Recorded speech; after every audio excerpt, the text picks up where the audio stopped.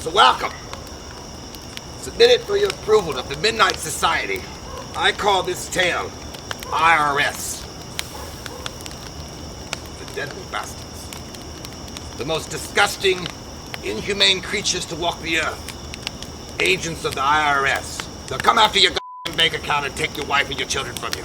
I've seen it. This shit's getting intense. You see, even the fire gets... The flame, it rises. You hear? Flame rise. Anyway, there's a lot more to tell about the IRS. It smells like dirty. You piece of trash. Hey guys, welcome back to We Watch the Movie. I am Mike. I am Jay. This is Halloween Horror Month 20... What year is it? I don't know. 2024. Yay! Good times. All right, that's how we started off. We're starting this year's Halloween Horror Month with a movie called The Others. This movie's directed by, I totally forgot. What's his name? Jim. Oh, wow. Jim has done a lot of crazy stuff after 7-Eleven. It's one of those twist ending type of movies that and no matter how soon you watch it after you watch it, it feels like the Men in Black dudes show up and erase it from your mind. Because every time I watch it, I forget what the twist is. Was this the birth of the Shyamalan twist? But no. Sixth Sense came out before this. But this definitely feels like something that Shyamalan could have done, but he didn't. But dude, it feels like no other movie, honestly. Like, I can't think of another movie. I mean, obviously there's Did you feel like when you were watching, do you feel dirty? I felt a little dirty when I was watching it. Maybe because you're not white. Maybe it was just my sick thoughts with Nicole Kidman. But, no, but I mean, I don't. You know what it was? It made me feel uncomfortable. Maybe that's what it because of what she did. Yeah. Well, all I know is I paid $7 to rent it in HDX or whatever, and it looked fuzzy as crap. Fucking sucker. It was like a Criterion Collection thing, so it's like fuzzy as hell, but like it adds to the ambiance. Yeah. Well, I went to Captain Kellogg route and went on the high seas. No, I did rent it too. I didn't get it in HDX, but no, I don't know what it was, man. There's something about this movie. I feel like it's a very unsettling movie, especially when you watch it once you know the ending. And you've seen it before. The lens of watching it through that narrative is like unsettling. Yeah, and it's just, dude, it's so creepy. So if you guys don't know, which by the way, there will probably be spoilers in this. We won't go deep into it, but there will probably be spoilers. But I think most people have seen this. For God's sakes, you got the Katana shit, man. It's 23 years old. 2001. Yeah, MJ's number. But no, dude, just every time you watch it, this is it's one of those perfect Halloween movies, dude. Because it's so slow, it's so creepy. Like you put the windows down so you can hear the fall air and currently the hurricane that's literally blowing through. We're in Kentucky, but you get what I mean. Yeah. But it's such a fall movie to watch. If you just want a genuine spooky movie, you get lost in the fact that you're watching a horror movie. Eventually you feel like you're in that house with them because the house is a character in itself. Yeah. And it's so depressing, but like also cool, like with the candlelight shots where they have like half their face in shadow at all times. Yeah. It's just so cool because the idea of the story is this: you got Nicole Kidman way back in what year was it? 2001. It was a good year. No, it was not. No, it was like it was a good year except for that 1 month. It was back during the war sometime. No, it was 1 month. Long time ago, Cotton Eye Joe. I forgot about it. Yeah, it was forever ago. The olden times. And Nicole Kidman, before her AMC commercials, living in this giant house where she says that her kids have this disorder where the light will basically... The Michael Jackson disorder. Yeah, basically they're vampires. The light will literally kill them. Yeah. So she has all the drapes in this big olden times house, like way back in like the First World War, like I think. The Second World War. Yeah, but it's been there. The mansion's been there forever. Yeah. So, but it's old as crap. But this house is so like you talking about like Overlook Hotel. You talking about all these places. It's its own character in the movie. So that's where they make Count Chocula. Yeah, that's where they make the Halloween. I see. But so she thinks her kids have this disorder and. These 3 people show up to work on the house to be the butlers, the servants, or whatever. Nicole Kidman's character is rude as hell to them at all times. Very rude. She's like that boss that we had at Peebles. You remember? Oh, dude. Just mean as hell, nasty. I just thought that's what it was like to work at Trump Tower. I was going to say Trump would call her a nasty. I was like, listen, you know you got a job. And you know what? I'm paying you good money. Get my fucking slippers. You know, they would say you're a nasty woman. What? You know, here's the thing though. Well, go ahead. It gets creepier and creepier in this dark, fucked up house until you find out the twist, which we'll talk about. What was really interesting about this film is that it does lend itself to be, especially with the opening, when Nicole Kidman is doing a narrative open and she's showing this old storybook and she's talking. It came across very much like a Grimm's fairy tale. The atmosphere, the acting, the story itself, it's very unsettling. And like for me, like it made me want to take a shower. Maybe it was because I hadn't had one for 3 days and I felt like poopy. But maybe it was like the only other film series that does that to me is like Hellraiser. Like it's just so like it's so out there. You know what I mean? It's so grody. And then but this is not like a graphic, gory movie. It's something about how it makes you feel on the inside. Yeah, that's weird. Like I didn't get the nasty vibe from it at all. I just felt like the ambiance of that house. So you approve what you did? Yeah, I think it was rightful. I think everything went well for everyone. And some say it's the greatest thing that's ever happened to kids. It feels unlike any other movie, and the reason is because every single movie, it feels like you watch it and like you know exactly what kind of movie it is. Yeah. You know what they're trying to do. Even with twist movies, you're like, okay, when the twist is unfurled, it's like dun dun dun dun dun dun, and like okay, it's twist time. And then Robert Stack walks out from the curtains behind. It's like, did you? No, I'm sorry. Tobin Bell stands up from the bathroom. Jonathan Frakes walks out. Did you believe it? Yeah, didn't happen. But no, seriously, like I've never seen a twist, maybe in any other movie ever, that flops itself out so naturally. You know what I mean? When they give you the twist, it's not like, boom, here's this twist, are you shocked? But there's multiple twists, and they just feel so natural, it gets inside of you. But the twist, that it truly is, in of itself, worthy of that type of twist that Shyamalan was known for back in the day. Like, because you didn't see it coming at all. Like, holy fuck! I was only drinking 8 beers and the car came out of nowhere. What? But no, it really does. You had to have 8 whiskey sours, you couldn't have stopped at 6 or 7, you had to have fucking 8! My hydraulics are fucked up.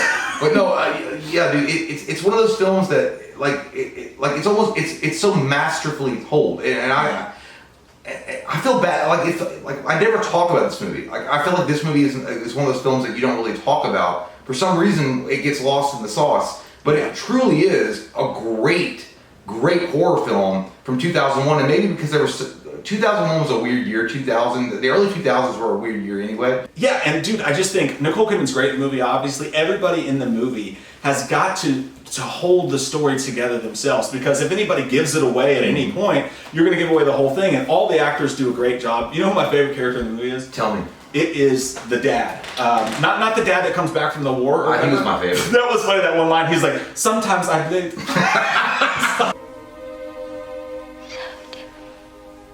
Sometimes I bleed. Go say it. What about a chick? Sometimes I bleed. The male servant, the guy shows up and Mr. Tuttle. Yeah, the mom, you can tell like she is the alpha of the family, right? Like she does all the She's talking. the matriarch. But I love this dude because anytime anybody says anything to him, he's like, "That sounds delightful. I think I will." And they're like, "Don't you think that we're getting tired of this shit, Harry?" He's like, "Definitely." Mr. Tuttle's funny because she's like, "Jesus Christ, Mr. Tuttle, they've taken all the blinds." Like, they did. They did, didn't they? Strange. Why would they do that? Like, I was like, you fucking drunk ass uncle. But no, yeah, it's like, hey, Mr. Tuttle, they stole my car from my driveway. It's like, they did. Why would they want such a piece of shit car? No, but yeah, I do like it. I liked all the servants. I liked them all. Even the kids weren't annoying. The thing though, my favorite though, is because dude, they set him up as like a quiet MacGuffin basically, because you knew immediately they show up to work on the house and she's like out of nowhere, she's like, all right, it's time to meet the children, and then she looks at him, she's like, hey Harry, she's like, I'm just gonna call him Harry because I forget it, Mr. Tuttle. She's like, Mr. Tuttle, you can go ahead and start on the garden. She's like, the tools are outside. And he's like, excellent, and just like disappears, and then he's gone for like half the fucking movie. But even then, the questions come back, like the husband. Am I gay? Yeah, of course. Like dicks, they make me feel weird. Is my wife a money-grubbing whore? Mine, maybe, but not for me, because I don't make that much. But no, she's great. But no, it's a line from The Departed. Yeah, I know. But you know what I did? I went too far.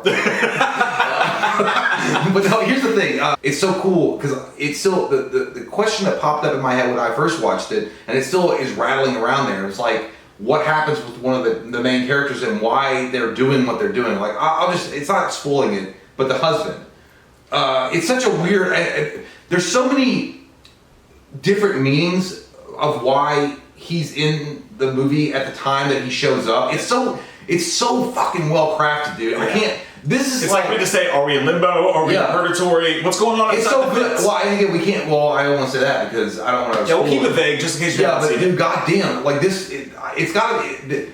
the scale of which this movie is told, it's got to be like what it's like to go watch a Broadway play. Like, like one scene, one act, and they're doing such a phenomenal job in front of a live audience. I don't know, man. There's something very Shakespearean about the whole fucking thing. There's multiple meanings to it. There's multiple levels to it. And it's so, that's when you know you made a great movie, when you can watch a movie and multiple people will walk away with a different idea of what happened. And not only that, but you could, like, specifically with the story of the dad and, like, the fog. That's what I mean, yeah. What is the fog? Where is he coming from? Like, you can watch it every single time and be like, oh, no, that's this. And then I heard John Carpenter somewhere in the background. I was like, the fog? What? She says it in the movie when she's talking to the kids. She's like, there's 4 different types of hell, basically. Like, there's kid hell and whatever. And then, dude, those kids, by the way, excellent. They're great.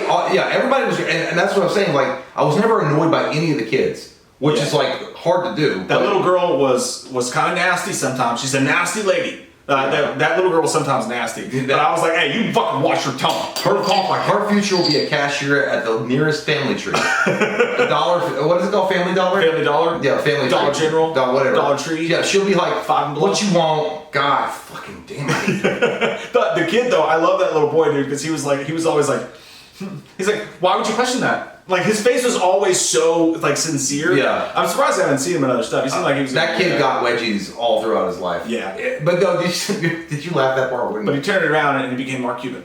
Yeah, did you laugh that part when they were sitting around and she was calling... The sister was saying something about being a cow. He's like, no, it's not. No, it's not. And then he's like, took her papers like, oh. Like, I know it was supposed to probably be like a dramatic moment, but I was laughing my ass off. Because I remember, like I don't know, like it transported me back to the time when, like, all you had to do was have a mean face and do something like that, and you're like, oh. And like, oh, he's serious. Yeah, he means this. It's like Macho Man. The cream rises to the top. But dude, what an incredible movie. At the end of the day, dude, this movie is insanely good. Like, I'm not gonna say it's a top 10, but it would be in a top, I would put it in top 25. I like, as far as like a selection of a Halloween horror movie to go to, I would put it in the top 25. You know, in my final, like my rating, we'll talk about it a little bit more, but my rating's gonna be 9.5 out of 10 for it. Jesus Christ! The only thing that keeps it out of... God damn it. The only you touched the fucking muscle? Yeah, I did. I felt it. I know. Grit. A lot of fucking dicks. Quit showing off. Put this in your mouth. Can you suck on this for a second? Yeah, I will. The only thing that keeps it from a perfect 10 for me is the fact that I feel like, and I appreciate that they didn't do it, but there's not a lot of genuine scares in the movie. That's not. But no. It's like you're walking a hard line there. It's like, okay, if they could have gone in and added just like sparse throughout the movie, 3 scares. Like 3, whether it's a jump scare, like a really well crafted, like a fancy one, not like some Conjuring Universe shit. This Conjuring Universe wishes it was this fucking movie, by the way. Fuck up. But the first one was great. All of them wish they were this fucking movie. But just to go, fucking repeat what you say to your wife. Don't you say it! Like the scenes in Hereditary, like the one when you see the old chick in the corner, but like no, in the corner over there, like a couple of those. And I think this movie goes over the top rope, but they literally didn't do any of that. Sure. And I feel like they really could have hammered it home and had an all-time. Not to say it's not an all-time great, but I feel like they could have just pushed the needle a little. Like they should have pressed the pedal on the gas a little more. But that being said, dude, just the ambiance of this movie, you don't need it. Like the movie doesn't need the jump scares because the sounds, the feet through this house, this creep, the darkness of it all, and again. The cinematographer and the lighting team on this, just, oh my god, dude. The way they were always half shrouded in candlelight was just so cool, man. It's a beautiful movie. Beautiful. Exactly how P. Diddy would show up in the bathroom with Baby Oil, half in shadow, like, you ready? But no, I agree. But here's the thing. I think that, I'm going to give it a 9.5 as well. I think that what the fuck? Whatever. I think it's one of those movies that don't really need jump scares to do. Like it doesn't like it's like icing on the cake. If they had to have it, okay, cool. It would be. But there are a few jump scares. There's a couple little ones. Like Nicole Kidman's like exploring the house. It's like, oh shit, somebody's playing piano. They don't want me in here. Yeah, I forgot to pay my water bill. I scared. Like that shit scared me a little bit. Where she was like. What? The door opens and closes. It's a fucking bitch. Like that shit scared me. But dude, how nice was it to have them not Blumhouse it up and like tell you a jump scare's coming with the music? Right. Like, it's so natural. Well, again, I feel like the world building was so good in the movie and the atmosphere and the pacing and the acting. You don't need all of that because what's truly horrific is what you find out at the end, and that's the horror of the movie. Is what happened. And yeah, to be fair, I've never seen a movie like this before, and I don't think a movie's come out like this before. Maybe You Should Have Left, or that what Kevin Bacon was close. It's seeing the same vibe. It was kind of like Jay and I like that movie though. Everybody else hated it. So. Well, okay, well the idea of that movie is similar. It's not exactly the same. Left. This is like You Should Have Left, but this is like it's a master in storytelling. It's a master in world building. It's a master pacing and atmosphere building. I think that the only thing that I have a problem with it, like that, why it didn't score a 10, is that it does drag, and I feel like I'm nitpicking because 9.5 is high as fuck, dude, bro. Yeah, like you've made it, but I feel like there are moments in it, and it's like you stretch this a little bit too far. Like I get like what you got to break them in to like revealing what's going on, but at the same time, it's like, all right, holy fuck, dude. And that might have been why I felt it was such a long movie when I thought it was a 2.5 hour film. It's only an hour and 44 minutes, but it feels a lot longer. Yeah. But maybe that was designed by the director to make you feel as hopeless and like lost in this maze of grief that the movie is really trying to tell you about. But it's a sad story too. Like it's a really sad story. But like, and also just one more thing about the triple layered burrito of a fucking twist. The way that they intertwine the humans into that was just fucking. I love it. My God. Well, because there's also so layered, man. I love that they bring in the biblical scripture as well, and they're like, you know, there's questions of faith and religion and all sorts of stuff that goes on. And you know what? To be fair, I feel like their idea or understanding of what might be after we might be a little bit more on point than a lot of people. Maybe that's what makes you feel uncomfortable, or it made me feel uncomfortable. It's like, who the fuck knows, man? Like that could be true. But I will say about the husband, he's like, God damn, dude. Even after everything I did, I can't get away from a nagging wife and 2 fucking brats. Sometimes I bleed. 9.5 for both of us. If you guys haven't checked this movie out, maybe you've been like, maybe it's been in your fucking queue for a long time. You're like, I don't know if I want to hit the gas on it. Hit the gas and go. Spread it on. But yeah, dude. Save it for a creepy night, man. Light a candle. Again, well, perfect fall movie. Where would you put it? In your? I put it in my top 25. In my butt. Right there with the gerbil. Impossible to say. 100%. Top 25. Without a doubt, it's 1,000% of top 50.